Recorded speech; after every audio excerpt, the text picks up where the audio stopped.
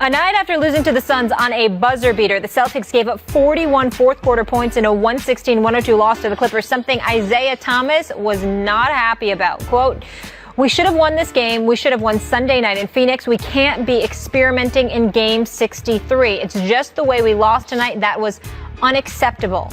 We lost the game in the last 15 minutes of the game. We played a really good game up until the last 15 minutes, and that's the players' fault, the coach's fault. That's everybody in this locker room's fault. We could have done a lot better."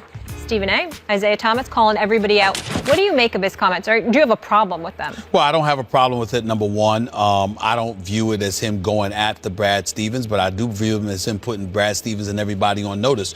We need to pay attention to what's going on here. You got to remember that the Boston Celtics and, the Washington Wizards are nip and tuck for the number 2 and 3 seed, respectfully. Assuming that the season ends that way, you have a situation where Game 7, a potential Game 7, and that's a series that could potentially go Game 7, would be on a home court of the number 2 seed. It's very, very important. You don't need to be taking games for granted. And if you're Isaiah Thomas, you're 27 years of age. Yes, you're somewhat of a defensive liability, but you're averaging 29.5 points a game. When Jamal Crawford, JC, my nickname for him is And1 for the Clippers, this brother can boogie on anybody, particularly when he gets hot. He's special. This dude catches fire last night.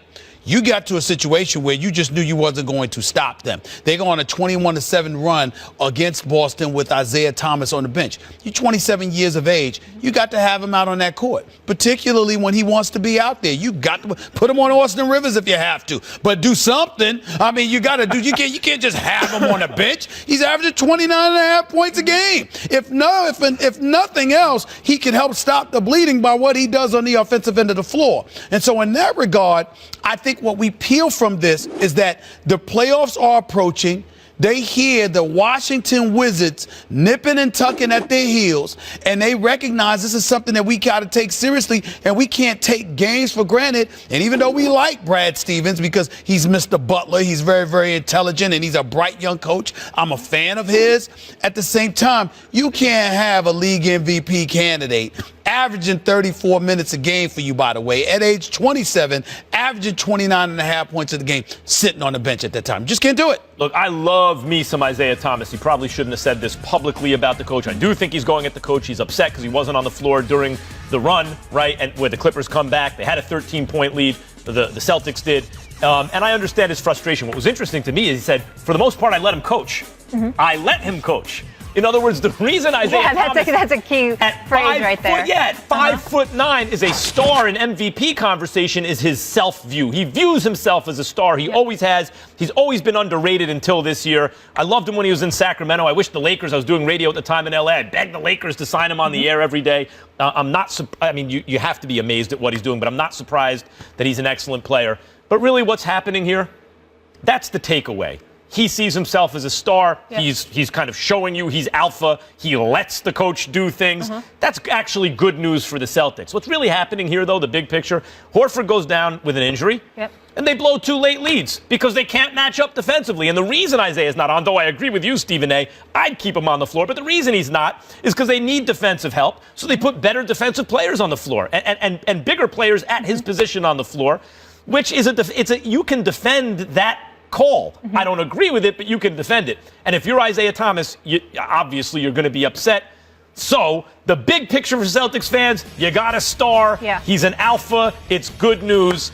Wait till Horford gets back. I think it'll right the ship. Yeah, maybe don't tell the media, but you like the Pitbull mentality. The Wizards are a game and a half behind the Boston Celtics, but they are tied in the loss column.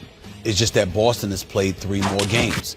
Boston's 40-24. The Wizards are 37-24. So essentially, if the Wizards were to go on a 3-game winning streak, they're tied. That's a problem. Yeah. And if you're Isaiah Thomas, why are the Boston Celtics 40-24? It's the number one reason. Isaiah Thomas is the number one reason. There we go. He's the number one reason. So regardless of defensive liability, sometimes when folks are brilliant, Max, you understand, they're highly intellectual and stuff like that. They tend to overthink things at times, Max Kellerman. These are the kind of things that happen. The simplistic things in the world, they make far more complicated than it needs to be. Brad Stevens is a brilliant guy, a brilliant brilliant young coach. By the way, what level of brilliance is required to sit up there and look down the bench and say, Avery Bradley, Marcus Smart, Crowder, Al Horford, or do I take that guy right there that's averaging 29 and a half points a game for me? Maybe I should I put him on the floor? It's not that complicated. It's not that complicated. It just isn't. Let's move on.